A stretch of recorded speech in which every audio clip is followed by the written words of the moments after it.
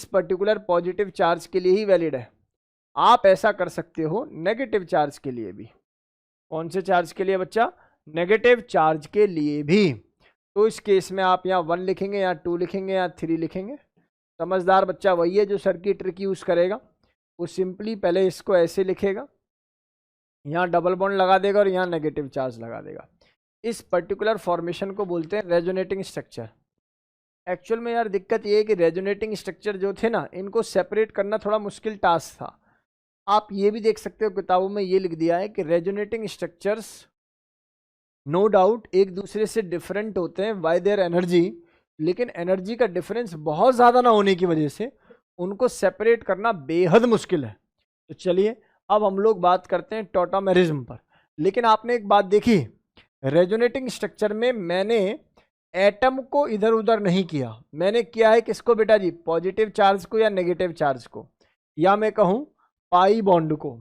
इसका मतलब ये सीधा सीधा हो जाता है, इसका मतलब ये सीधा सीधा हो जाता है कि रेजोनेटिंग स्ट्रक्चर में एटम या मैं बोलूं फंक्शनल ग्रुप का कोई चेंज नहीं होता। लेकिन जब मैं बात करता हूं टॉटोमेरिज्म की, जो कि अभी मैं आपको सिखा रहा हूं, इनकेस किसी बच्चे ने अभी ज्वाइन किया है तो बिल्कुल निश्चिंत रहे, जस्ट टॉपिक पे मैं आया ही हूं अभी। मैंने बोला कि तुम्हारे जीवन में ये कंपाउंड है, नाम है इसका CH3। आप कहोगे बिल्कुल है सर। यहां मैंने इसके साथ जोड़ दिया C डबल बॉन्ड O, यानी कि CO2, C double bond O CO, और यहां मैंने इसको CH3 लिख दिया। बेटा जी अगर इसको मैं मेन फंक्शनल ग्रुप मानूं तो इसकी 2 अल्फा पोजीशन दिखाई दे रही हैं। मेन फंक्शनल ग्रुप के जस्ट लेफ्ट या राइट वाला जो कार्बन होता है उसको अल्फा कार्बन बोलते हैं, और उस कार्बन के ऊपर प्रेजेंट हाइड्रोजन को बोलते हैं अल्फा हाइड्रोजन। तो स्टेटमेंट में ये कहा जाता है कि अल्फा हाइड्रोजन के साथ आपको डील करना है। और अल्फा हाइड्रोजन क्या काम करता है बेटा जी? बहुत ध्यान से आप लोग प्लीज देखें। अल्फा हाइड्रोजन क्या काम करता है? बहुत ध्यान से आप लोग प्लीज देखें। Good morning.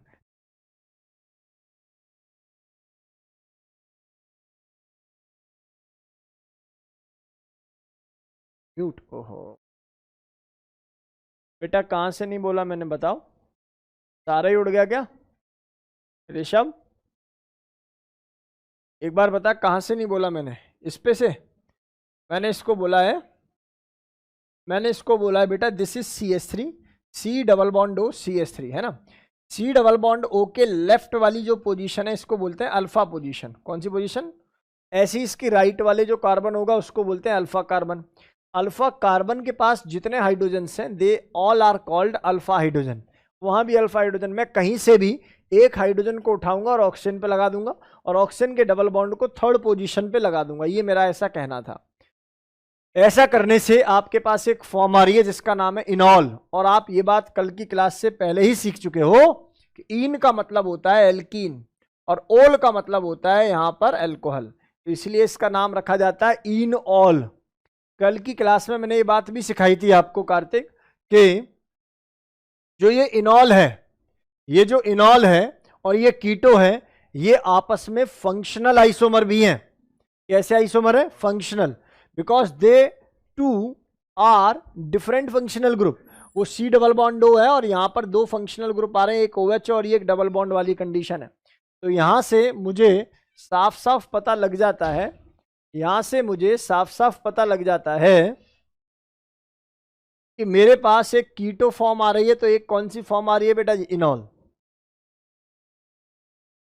इस टॉपिक के अंदर इतनी डेप्थ है ना बेटा जी, मैं 4 घंटे भी पढ़ाता रहूं ना तो भी मेरे दिमाग में ये रहेगा कि अगर मैं इसको ऐसे जोड़ देता तो कुछ और कह देता। इसलिए बहुत ध्यान से, अपने पास इस टॉपिक के लिए अलॉटेड टाइम 1.5 घंटे ही है, तो 1.5 घंटे में मैं पूरी अपनी मैक्सिमम पावर से पढ़ा देता हूँ। जैसे एरोमेटिसिटी है, लोग उसको 2-2 घंटों मतलब 2-2 लेक्चर्स में कवर कराते हैं और फिर भी पूरा नहीं हो पाता। लेकिन कल हम लोग तुम लोगों के सपोर्ट से ही किया, ऑल दो लिखा नहीं, लेकिन पूरा तो कवर करा दिया। आप लोगों ने घर पे जाके नोट्स बनाए उसके? भेजे नहीं है ये मत बोल, भेज दिया था उस पे ऐप पर। फिर किस पे आता था? ऐप पर तुम्हारा डेटा नहीं आता?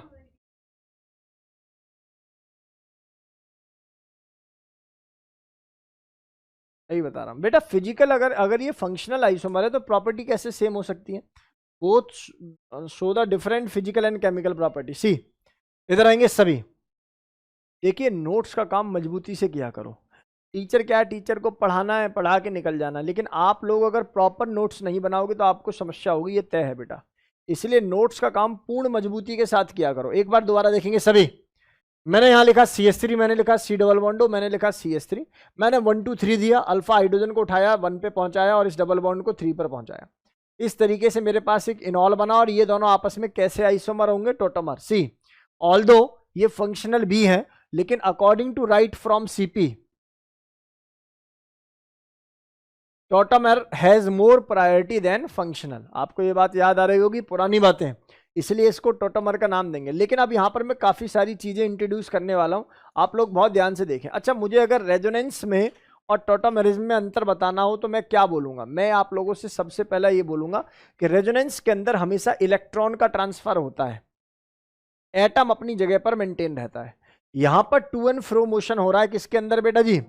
एटम एक एटम यहाँ से यहाँ जा रहा है, basically to and fro motion of hydrogen atom या अल्फा हाइड्रोजन। क्या मेरी बात समझ में आ रही है कि नहीं आ रही? अब आप कहोगे सर बात तो बिल्कुल परफेक्ट है, यहाँ तक कोई दिक्कत हम लोगों को नहीं है, आसानी से ये फंडामेंटल बातें आप लोगों को क्लियर। अब कोई आपसे पूछ सकता है आउट ऑफ, चलो ये मैं पढ़ाऊंगा अभी, ठीक है ना? अभी मैं स्टार्ट कर देता हूँ इस टॉपिक को। Let me start the topic. See अब भी अगर किसी बच्चे ने ऑनलाइन क्लास ज्वाइन की है तो उसको समझ में आ जाएगा, और अगले 5 मिनट के बाद जो बालक आएगा उड़ जाएगा उसके दिमाग में से। ये समझ लो अगले 1.5 घंटे क्लास उसके लिए खराब है। अगले 5 मिनट के बाद अगर कोई बच्चा इस पेज के बाद आता है तो, क्योंकि कुछ समझ में नहीं आएगा, चीज़ें रैपिडली स्पीडली चल रही होंगी। हेडिंग डाल लीजिए बेटा, एक बार कॉपी में हेडिंग डालिए साथ में इसको जल्दी से, टोटोमेरिज्म। हेलो,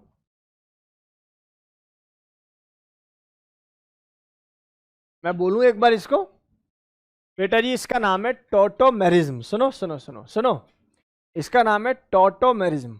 इसका दूसरा नाम है डायनामिक डेस्मोट्रोपिज्म। इसका तीसरा नाम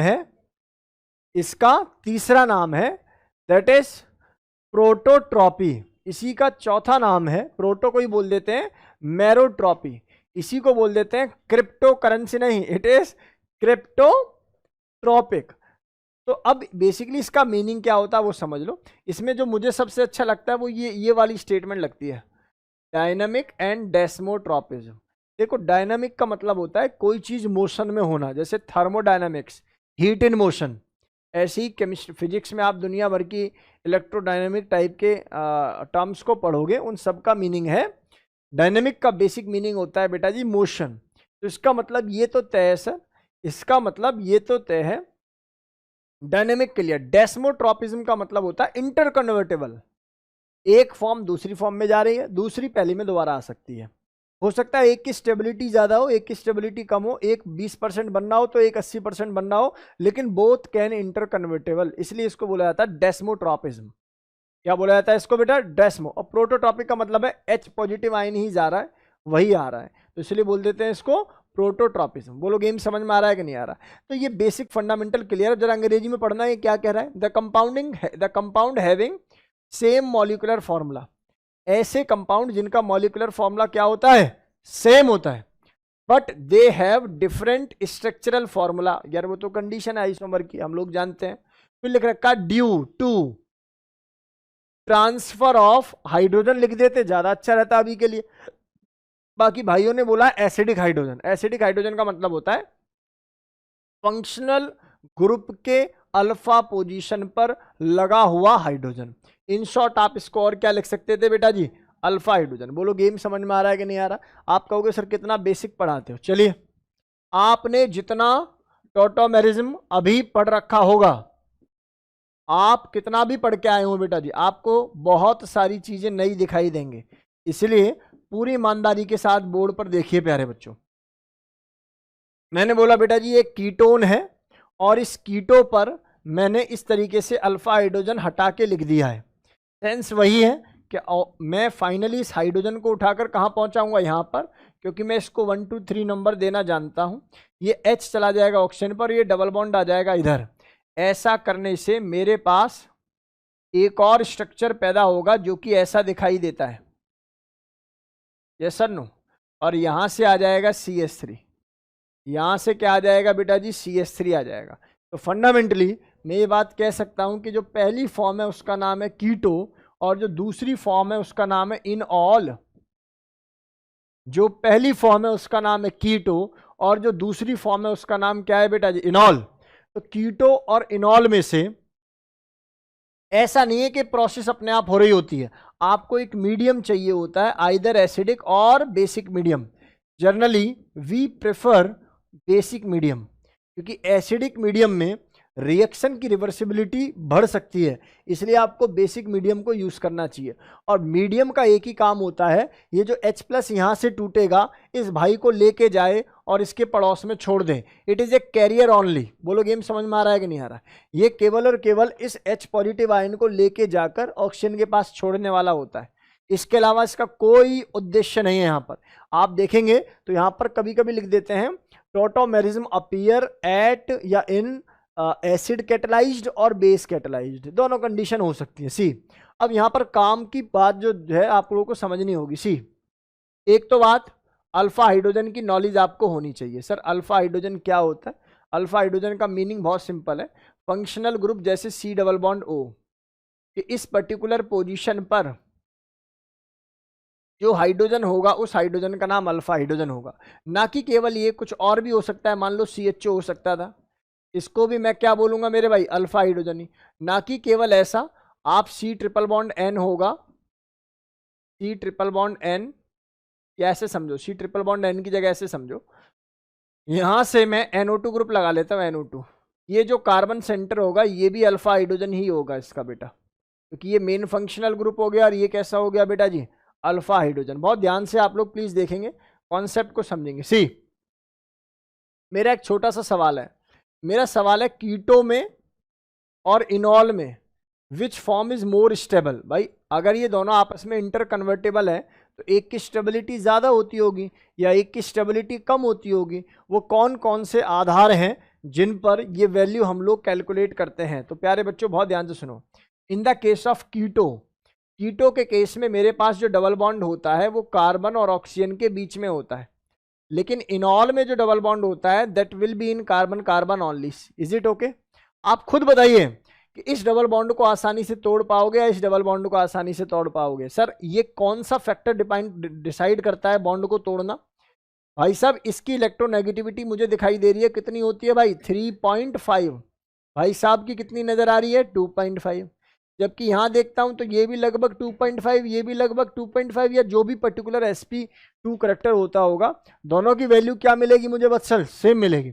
इसका मतलब सर ये वाले जो बॉन्ड है ना, दे आर समहाउ कोवलेंट। जबकि ये जो बॉन्ड फॉर्मेशन हो रही है, क्योंकि यहां इलेक्ट्रोनेगेटिविटी का डिफरेंस 0 नहीं है, तो इसलिए that bond is basically ionic bond. और जो आयनिक बॉन्ड होते हैं they are much much much stronger than covalent bond. इसका मतलब अगर कोई मुझसे पूछता है for a mono keto, for a mono enol, which form is more stable and why, then answer of this question is keto. And the reason is because C+O is quite polar bond. Polar है तो stability है, polar है तो stability है। और polar क्यों है? Because of more electronegativity difference in the case of C+O। Hope मेरी बातें आप लोगों को समझ में आ रही होंगी। एक बार मैं दोबारा रिपीट करता हूं।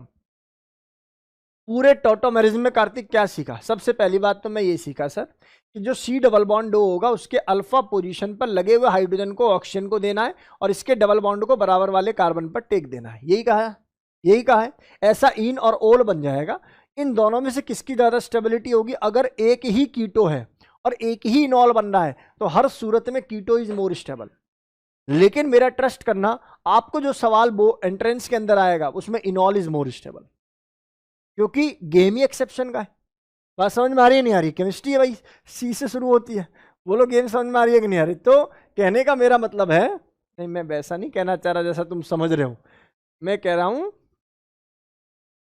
कॉन्सेप्चुअल, ठीक है, मैं ये कह रहा हूं कॉन्सेप्चुअल केमिस्ट्री है।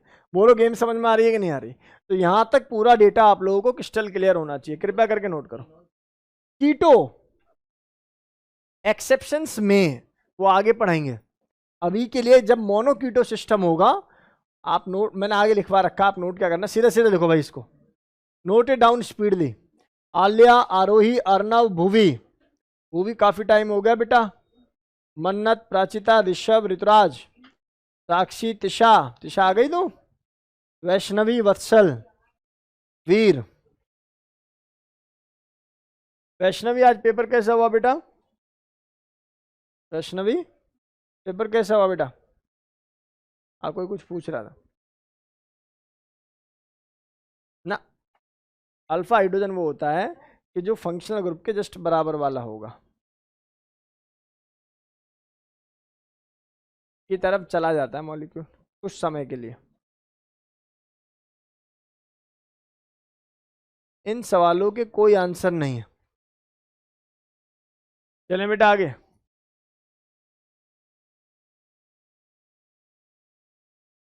ये वो क्यों ही जाएगा, इसका क्या आंसर दूं? मॉलिक्यूल है, चला जाएगा। चले भाई आगे। मिष्टी हुआ बेटा? आप सभी स्टूडेंट्स के पेपर खत्म हो गए, अब बैक टू पढ़ाई आ जाओ बेटा, है ना। पेपरों में जितना तुमने डिस्टरबेंस दिखाई है अब मत दिखाइए, ठीक है। पेपर में नंबर 19 आए, 20 आए, 21 आए, मतलब 19-20 नंबर नहीं, 19-20 का फर्क, मैं ये कह रहा हूँ, ठीक है। घबराने की जरूरत नहीं है बेटा, मस्ती से चीजों को पढ़ते रहिए। और मैंने केमिकल इक्विलिब्रियम आपकी ऐप पर अपलोड करा दिया है। आपकी पूर्ण जिम्मेदारी है कि आप उस टॉपिक को धीरे धीरे धीरे धीरे पढ़ते रहें, या तुम कहो तो तुम्हें टास्क दे दूं भाई इस इतनी डेट तक खत्म करना, इसके बाद टेस्ट होगा, ये भी कर सकता हूं। आराम से समझ में आ जाएगा। 4 वीडियो है मात्र केमिकल की, आयनिक मैं पढ़ा दूंगा, ऑल तो केमिकल भी पढ़ा दूंगा एक लेक्चर लेके, लेकिन उसको एक लेक्चर में खत्म कर दूंगा। खुश हो रहा है सर? आप में और स्कूल वाले टीचर में अंतर क्या रह जाएगा फिर, है ना, एक में ही पढ़ाओगे तो। चलें भाई आगे।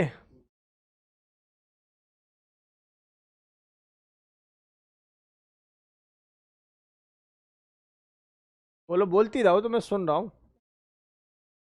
अभी बताऊंगा, आगे बताऊंगा ना, टेंशन ना ले दो।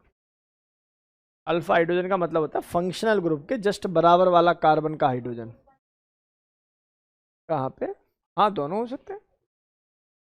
उन्होंने ये नहीं कहा कि अल्फा हाइड्रोजन एक हो सकता है, it may be multiple. Alia समझ में आ रहा है बेटा? चलो अभी सवाल कराऊं, घबराइए मत, मैंने बोल दिया टॉपिक मुश्किल है, बहुत आसान है, ऐसी हो जाकर टेंशन ना लो। ये बहुत बड़ी गलती कर दी मैंने, ये बोल दिया मुश्किल है, मैं कह रहा हूँ बेहद आसान है। आप देख लेना लास्ट में जाते हुए बोलोगे आप लोग, सर आप वैसे ही कह रहे थे मुश्किल है। क्या मजेदार टॉपिक, आसान सा टॉपिक है। मैं टॉपिक एक बार दिखा देता हूँ आपको आगे, एक बार ये नोट कर लिया भाई सभी ने। इस पर्टिकुलर ज्ञान के बाद हम लोग आगे पढ़ेंगे रेजोनेंस और टॉटोमेरिज्म में अंतर, और टाइप ऑफ सिस्टम के बारे में पढ़ते हुए हम लोग मूव कर जाएंगे इसकी कंडीशंस पे, और फिर सवाल कौन टॉटोमेरिज्म शो करेगा, और फिर और सवाल कौन टॉटोमेरिज्म शो करेगा, फिर पढ़ाएंगे इनॉल किस किस केस में स्टेबल होगी। आगे बात समझ में? ये वो केस रहेगा जो मोस्ट इंपॉर्टेंट रहेगा, राइट। अब इसके बाद आपको ये गेम समझाएंगे क्वेश्चंस का ही, ये बहुत ही अच्छा बेहतरीन सुंदर सवाल है। इसके बाद फिर से क्वेश्चंस पढ़ाएंगे आप लोगों को, फिर आपको बताएंगे सॉल्वेंट इफेक्ट इस पर कैसे काम करता है, फिर आप लोगों को 2 सवाल और वो कंडीशंस जिन पर टॉटोमेरिज्म काम नहीं करता पढ़ा के टॉपिक को खत्म करेंगे। शीट देंगे 10 पेजेस की, 10 पेजेस की आप लोगों को एक शीट देंगे, बढ़िया घर पे करते रहना आराम से सदियों तक, ठीक है। और उसमें होंगे कम से कम 150 सवाल होंगे 10 पेजेस में, ठीक है। बढ़िया लगेगा आप लोगों को, अच्छा फील होगा। ये नोट हो गया क्या? चलिए, बताने की क्या जरूरत है, आप तो पहले से जान गए। आप मुझे खुद बताइए रेजोनेंस और टॉटोमेरिज्म में क्या अंतर होता होगा सर? ये जो रेजोनेंस है ना, ये कोई रियल फिनोमेना नहीं है, ये कैसा है, हाइपोथेटिकल है। कैसा है? हाइपोथेटिकल। लेकिन टॉटोमेरिज्म में क्योंकि सच में ही एक हाइड्रोजन एटम ऊपर होके जा